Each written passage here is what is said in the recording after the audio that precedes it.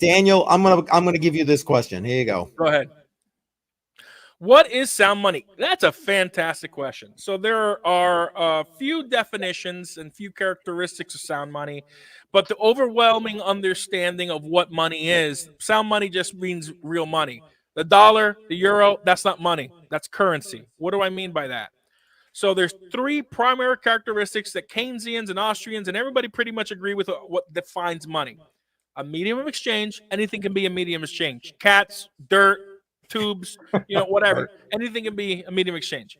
A unit of account, pretty much anything is a unit account. If you can weigh it, you can measure it, 100 pennies to a dollar and 31.1035 grams for a troy ounce, whatever.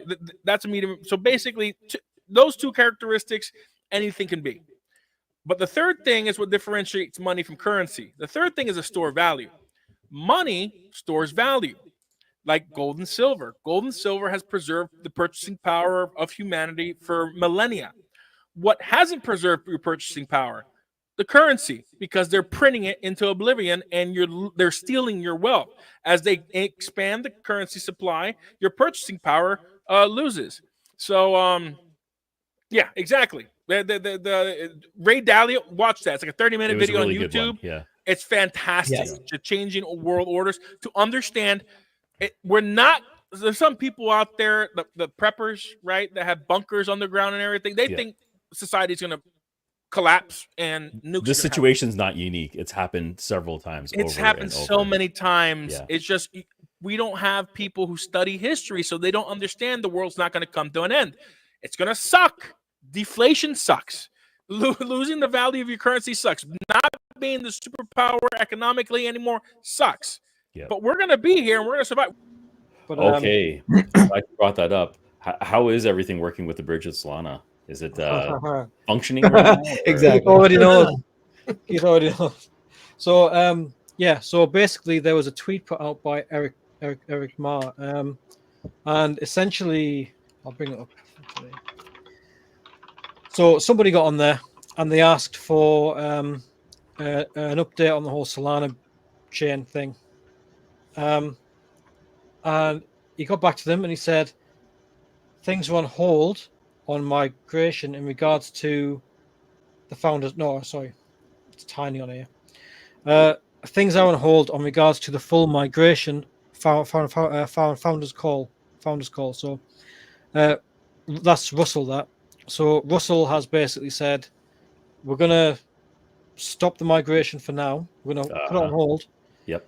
And I said, right, well, we need more than that, because people they'll speculate, they'll be a bit upset. So he goes, well, Russell has some concerns about after speaking to devs and other sources regarding Solana, still in progress, and he says no decision has been made yet. Okay. So that's probably going to come soon, I would have thought. So I mean, technically, it's not actually on hold yet until the decision has been made. But they haven't scrapped it or anything. But we just need to keep our ears to the ground. We just need to be patient. Yeah, and the main point, because I said you need to give us more than that. He said that network outages. So so Solana had a couple of. It went down for like 2 days or whatever it was. Yeah. It's done that like two or three times. Mm-hmm. So that was a concern, and also they're thinking about whether it is the better blockchain because of that. Now that reads to me as delays, right? And that's not what anybody wants. Right. That's fine. So I actually have a question, and I'm sorry if you already touched on it earlier, but GiversGain, what exactly does it mean, really, the hashtag? And then also, I'm assuming it's also a movement as well when I checked out your channel. And I'm just trying to wrap my head around what GiversGain is. GiversGain is Bitcoin to the new person, right? It's like abstract. It's like, what does it mean? Yeah, I get it. So GiversGain is simple.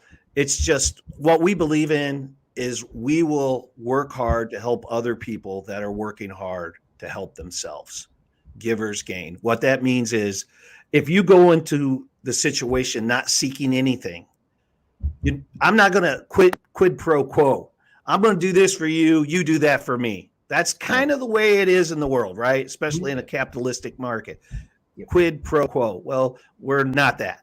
What we're going into it with is, hey, man, you're asking me for help. I got your back. I got your back. What we believe in is these golden nuggets will pop up on your path in the future unexpectedly. And we have story after story, example after example of that good deed in helping someone else reach their goal, how it came back to us, or the people that subscribe to this philosophy, and has enriched their lives and has helped them get to where they want to go. You got to go into it with not expecting anything in return.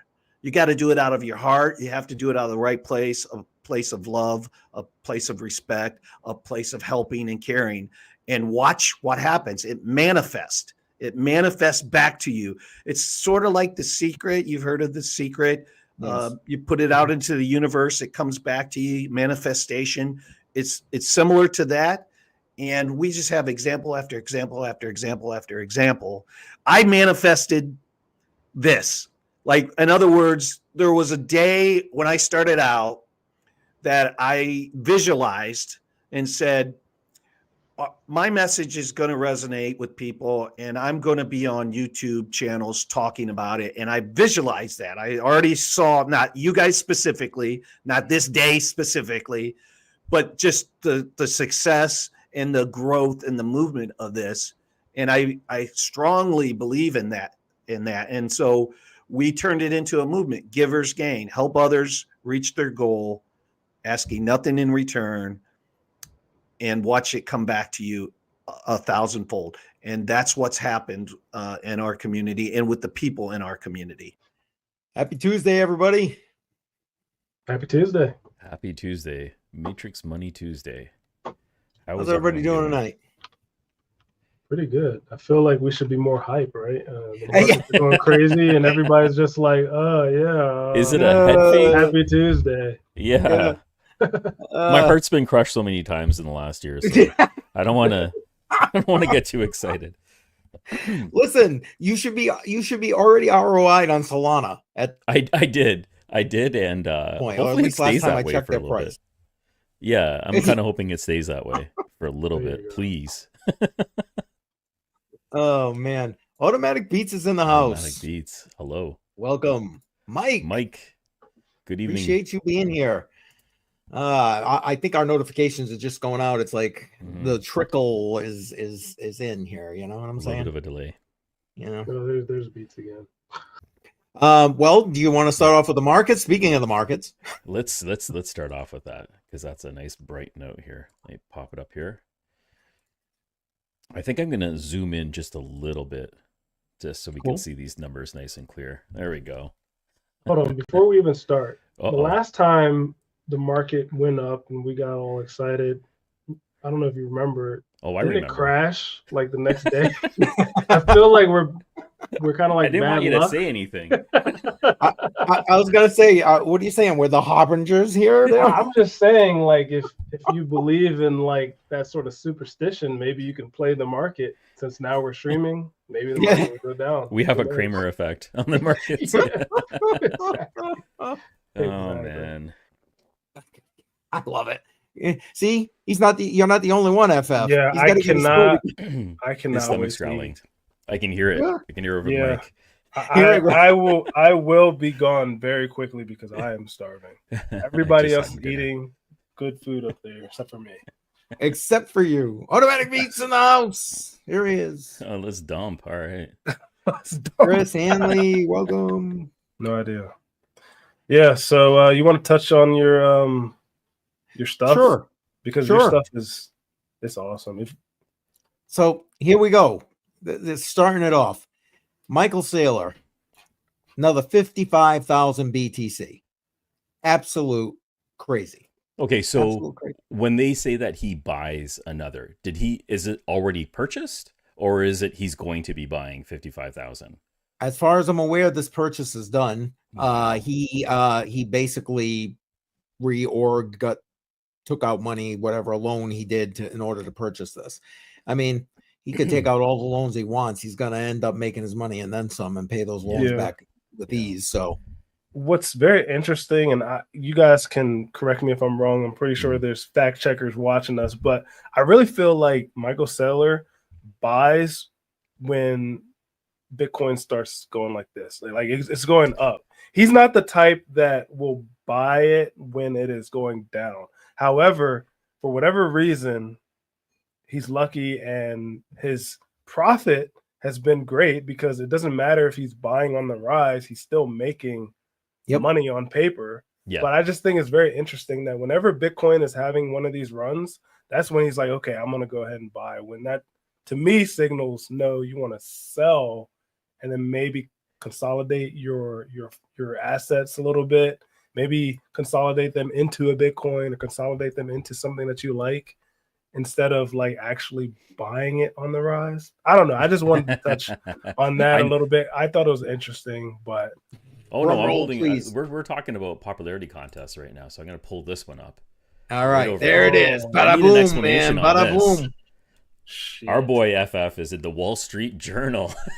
Yeah, that's amazing. All right, I'm putting the link for those who want to go and see it. Young men are making risky bets on crypto and politics. I love the headline.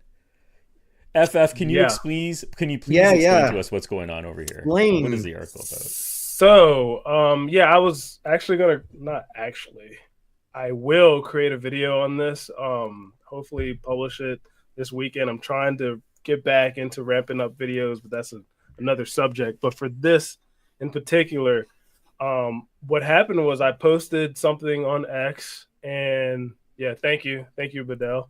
I posted basically that I was betting on the election, right? And I was saying all my woes about how I won't be able to withdraw my money until after January 6th. Oh, I remember that. Absolutely. Let me clean up my words here before I get canceled. But I thought it was absolutely stupid, right? So I'm like, all right, well, if I win this bet, I'm kind of effed, right? Because I want my money so that I can reinvest it. Right. So I posted it. I put some screenshots up there, blah, blah, blah. Just like any of my X posts, gets no traction, right? I post something, people are like, okay, F this dude. I'm like, all right, that's part of my name, right? F. So this lady reaches out and says, hey, I'm part of the Wall Street Journal. I think that this is super interesting. Let's chat some more. And I'm in my head, I'm like, this is probably a scam, right? Scam. Yeah. But then I go to her page, I'm looking at all her links and stuff. I'm like, oh, she seems legit. But again, it could still be a scam. It could just be somebody who knows what they're talking about. Yeah. But the whole time, she didn't ask me for my private keys.